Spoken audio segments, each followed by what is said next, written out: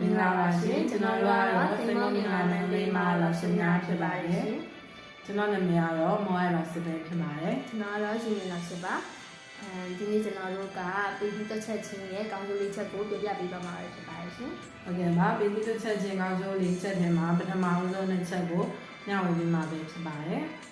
ပထမအဆုံးအနေနဲ့ပေါ့နော်ကလေးလေးကပေးပြီးတစ်ချက်တဲ့အချိန်မှာဆိုလို့ရှိရင်ဘယ်ညာလက်နက်ဖက်ကိုအသုံးပြရတဲ့အတွက်ကြောင့်လို့ကလေးငယ်တွေရဲ့ဘယ်ညာအောင်နောက်ဟာဆိုလို့ရှိရင်ညီများစွာဆွေးပြောလာမှာပဲဖြစ်ပါတယ်